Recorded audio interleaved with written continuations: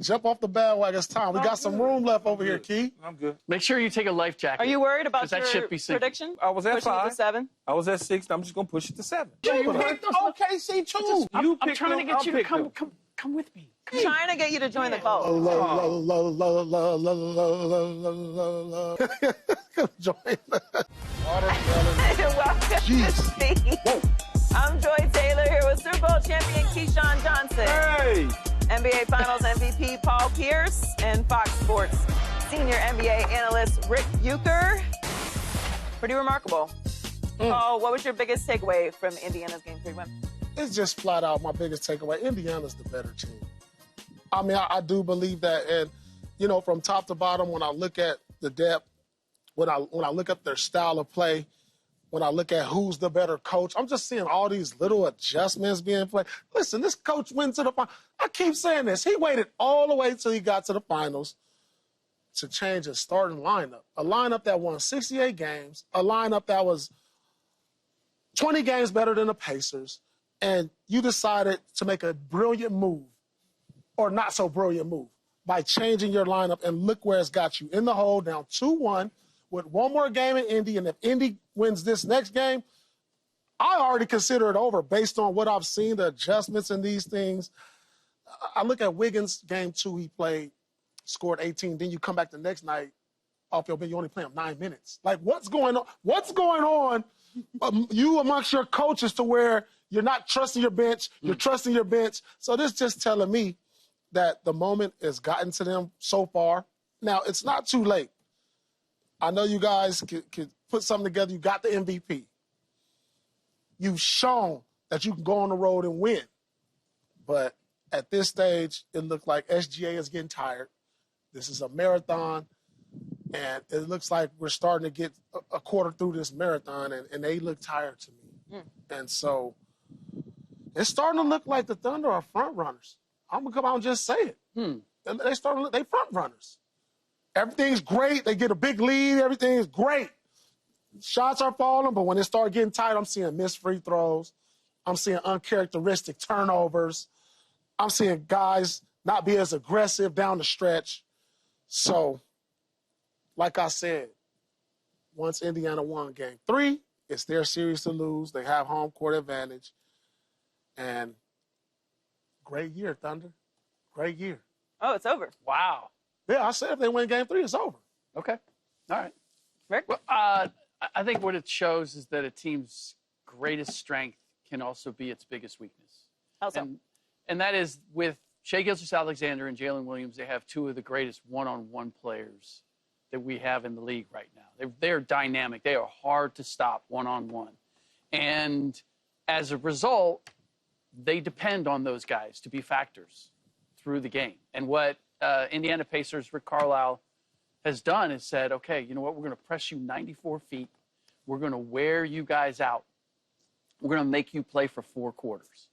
And what you saw was by the time you got to, I don't know that you can ask more out of Shai Gilgeous-Alexander. And Jalen Williams, in terms of what he was able to do in Game 3, I think he shot 50%. Like he was getting to his shots. But by the time you got to the 4th quarter, Rick Carlisle was like, you know what? I'm going to hold Tyrese Halliburton back. I'm going to keep my stars fresh. He came with his bench very early on, trusted it early on. Shai Gilgeous-Alexander played probably the hardest 42 minutes that he's ever played in a game. And meanwhile, Tyrese Halliburton is playing 36 minutes. And that doesn't sound like a lot, but he wasn't putting all of the responsibility on him. Benedict Mathurin was carrying a lot of the weight.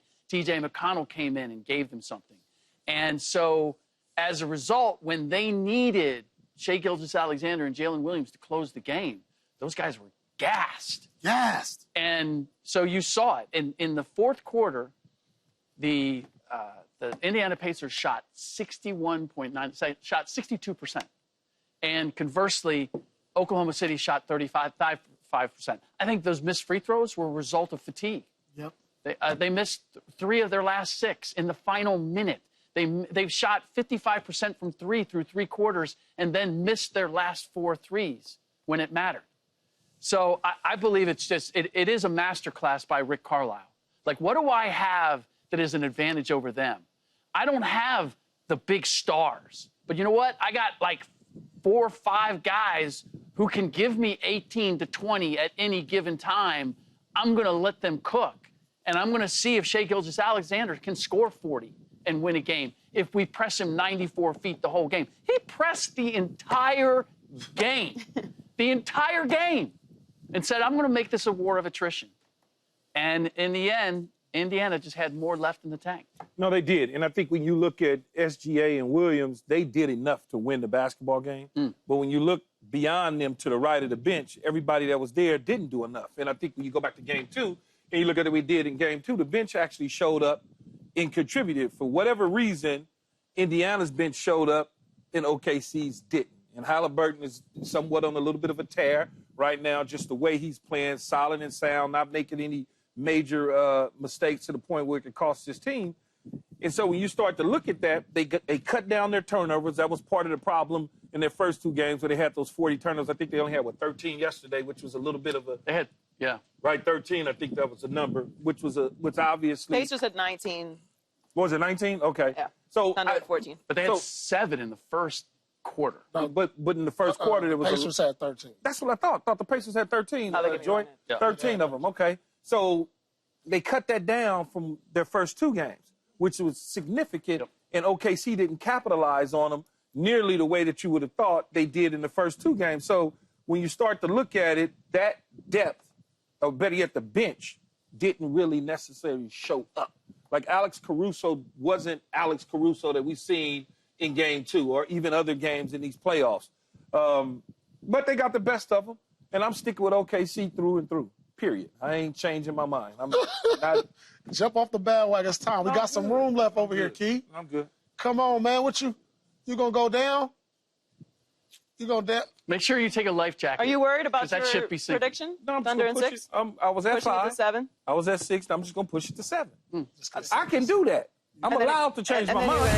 Yeah, you I'm can. not change your allowed to mind change again? my mind. You can. I changed mine so you can change yours. Yeah, I'm allowed to change my mind. I changed mine. Yeah, you change yours. So I'll where change you mine. at with it, Rick? I had the Originally, he had Pacers Thunder- pushing it to 6 or 7. Thunder in 6 or Thunder, 7. yeah. And then you switched it to Pacers in 6. Yes. Now look, He came to my Saturday class. Yeah, he joined the cult. Yeah, he joined the coach. but check this out though, Joy. The next game is Drunk some of the goat blood. Goat blood. Next game is when? Friday. So Friday. That's a problem for OKC. If that it's in so fact, soon. if in fact OKC goes down 1-3, Yeah, then what happens? then I'm not gonna jump off the boat. I'm gonna climb off the side on the ladder and just get in. Yeah, I'm gonna just get in. We're going to have you a glass of the goat blood. Yeah, I ain't gonna dive in. I'm gonna climb off the side of the ladder and just get in the ocean. Look, I mean, the Pacers are much closer to the Thunder than anyone is giving them credit for. Yeah. They are a very well-balanced team with a great bench. They play both ends of the floor. And if they end up winning this series, I really think it's going to disrupt the NBA in a lot of ways. Ooh. It's going to put a lot of pressure on these GMs because if you're a GM, you can't walk. Do what? Well, I mean, if the Pacers end up beating OKC, that were 18 games better than the next best team in the West, which 18 games better than the Indiana Pacers. Yes, which we consider the tougher conference. You have the league MVP. They were ascending last year, so you can't walk in there to the owner and say, "I have to have a league MVP. We're not winning because we don't have a league MVP. Or we're not winning because we don't have multiple all stars." No, you're not winning because you don't have a super high level coach, and you are not putting together the roster the right way. Yesterday, of course, Tyrese did what he did, but they had 49 points off the bench for the Pacers. The Pacers bench is what not only kept them in that game, but their performance compared to the Thunder bench it's obvious that was what pulled them through. Now they have a lead on the number 1 seed in the Western Conference, and they are in control of this series. So you can no longer say, okay, you snuck game 1, you stole it. Okay, you stole game 1. Well, now I don't care if you stole game 1 because you won this game. So they are very equally matched, and I do think if they end up winning this, we think that Tyrese Halliburton is either a superstar or is ascending into a superstar. No one was talking about Tyrese Halliburton and the Pacers like we are talking about them now at the beginning of the season. We can't revisionist history this. We weren't talking about him a week ago like this. Yeah, yes, it was.